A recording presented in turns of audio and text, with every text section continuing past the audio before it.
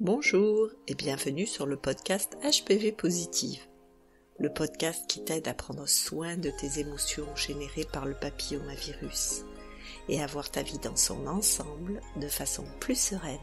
Oui, parce que si tu ne peux pas changer la situation, tu peux l'apercevoir autrement.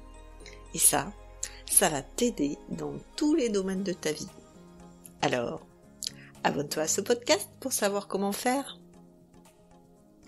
Et aujourd'hui, je te livre mon témoignage, mon parcours avec le papillomavirus. Tu pourras voir que j'ai une longue expérience du HPV, à tel point que, pour que ça ne fasse pas trop long, j'ai décidé d'en faire 2 épisodes. La première partie, le HPV débarque dans ma vie. La deuxième partie, ça sera papillomavirus le retour, qui fera l'objet d'un prochain épisode. Donc je te raconte maintenant quand le HPV a débarqué dans ma vie. J'avais 24 ans. À l'époque, j'avais beaucoup d'infections urinaires. Mon médecin me prescrivait des antibiotiques qui me rendaient malade, autant que ce que ça me soignait. C'était le cercle infernal, cystite, antibiotiques, diarrhée, mycose. Et quand j'avais fini la boucle, c'était reparti pour un tour. C'est comme ça que j'ai commencé à m'intéresser à des traitements plus naturels et plus holistiques. Je me suis tournée à cette époque vers l'homéopathie, l'acupuncture. J'avais compris qu'en ne soignant que les symptômes, on tournait en rond et on ne réglait pas le problème. Par la suite, ces mycoses et une gêne au niveau gynécologique m'ont poussé à consulter une gynéco. Et j'ai découvert que j'avais des condylomes. Premier choc. Ma gynéco m'a dit « Ah ben, c'est ça ou la syphilis, hein ?» Je m'en rappelle encore. À ma sortie de ce rendez-vous, aller à une cabine téléphonique. Et oui, c'était en 1995 et il y avait très peu de téléphones portables à l'époque. Et appeler une copine en lui disant effarée, c'est la peste ou le choléra. Les examens ont continué, j'ai vu le chirurgien. On m'a fait une biopsie au bloc opératoire et elle a révélé des cellules précancéreuses signe 3, selon la terminologie d'alors. Il fallait faire une conisation du col de l'utérus et des pulvérisations laser sur la vulve pour les condylomes. Quand on commence à te parler cancer, à 24 ans, ça donne une claque. Alors, un homéopathe m'avait prescrit des solutions à mettre en local. Mais je sentais l'urgence. J'avais peur, j'étais impatiente de m'en débarrasser. Je ne pouvais pas attendre le temps que le traitement agisse. Je me faisais donc opérer le plus rapidement possible. Ma gynéco de l'époque, toujours avec ces petites phrases, m'avait dit « Vous verrez, après vous aurez un col tout neuf !» Et comment dire, en enlevant une partie de mon col, il peut être neuf après? Ça repousse? Il s'avérera lors de mon premier accouchement que le col tout neuf est surtout un col cicatriciel et que c'est sûrement ce qui a posé problème pour la dilatation finale. Heureusement pour moi, il n'y a pas eu trop de conséquences. Pour l'opération, mes parents sont venus pour m'aider et m'ont dit « On ne l'a dit à personne !» Grand moment de solitude.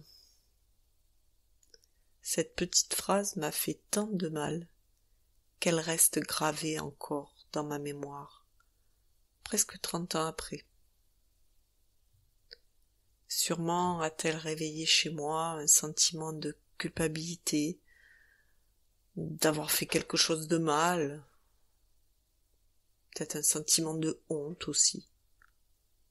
Je souffrais déjà pas mal de la situation, et là, j'ai eu vraiment le sentiment que ça en rajoutait une couche. C'était honteux ce que j'avais. Et je ne pourrais pas bénéficier du soutien de ma famille, car il fallait le cacher. Double peine. As-tu eu ce genre de réflexion aussi? À l'époque, j'étais en couple, tout jeune. Je venais de rencontrer celui qui deviendra plus tard mon mari. Il a dû aller faire une péniscopie chez un urologue. Et il n'avait rien. Ouf! Ça commençait fort entre nous. Heureusement pour moi, il n'est pas parti en courant. Et cela n'a pas eu d'impact sur nos relations sexuelles, hormis bien sûr pour la période post-opératoire. Donc en 1995, conisation et pulvérisation laser de condylome. Marge saine. Ouf! Je suis débarrassée. Quel soulagement! Par contre, je mettrai longtemps à cicatriser au niveau de la vulve, et les rapports ont été douloureux pendant un certain temps. J'aurais dû attendre plus que le 1 mois préconisé.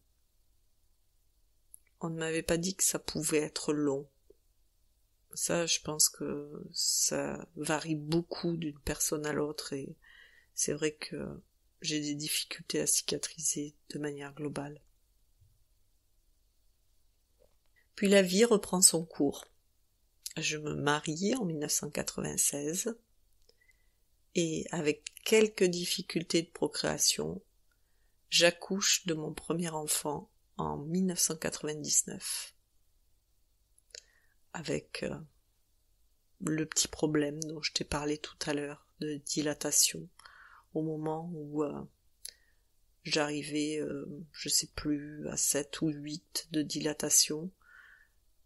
La dilatation s'est arrêtée et donc il a fallu m'injecter d'autres produits, ça a posé un petit peu problème et puis finalement mon bébé est sorti par les voies naturelles et tout s'est bien passé. Un jour de novembre 1999 alors qu'il neigeait à Toulouse. C'était vraiment un jour exceptionnel. Puis j'ai eu un deuxième enfant en 2001, pour lequel l'accouchement s'est fait très rapidement. Voilà pour la première partie de mon histoire avec le papillomavirus. Aujourd'hui, je dirais que les graines de ce podcast étaient plantées. Parfois, c'est bien plus tard qu'on voit quelque chose de positif dans ce qui nous est arrivé. Et c'est sûr, je peux te le dire, je ne voyais rien de positif en 1995 quand ça m'est arrivé. C'est une maladie qui fait vivre beaucoup d'angoisse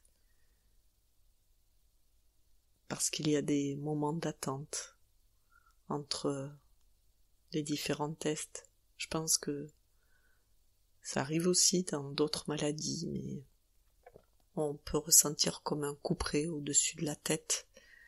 Et à la fois, on ressent cette menace du cancer, et à la fois, on n'a pas encore de cancer, heureusement pour nous, mais la peur, elle est bien là.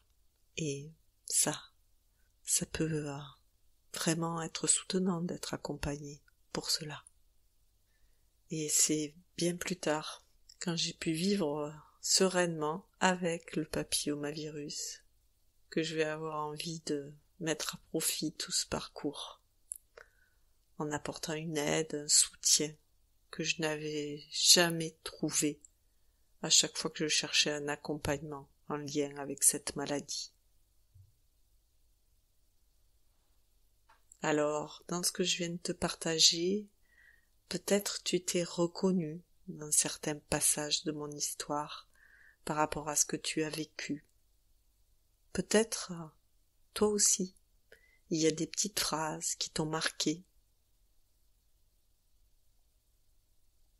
Peut-être, toi aussi, tu as ressenti de la peur, de la honte, de la culpabilité. Tu t'es senti bien seul. As-tu envie de libérer ta parole? De témoigner, toi aussi? De raconter ton histoire avec le HPV? Si c'est le cas, envoie-moi un message sur les réseaux sociaux via mes comptes HPV Positive que tu trouveras en lien Bitly en commentaire de cet épisode, ou envoie-moi un mail à focusing @free.fr.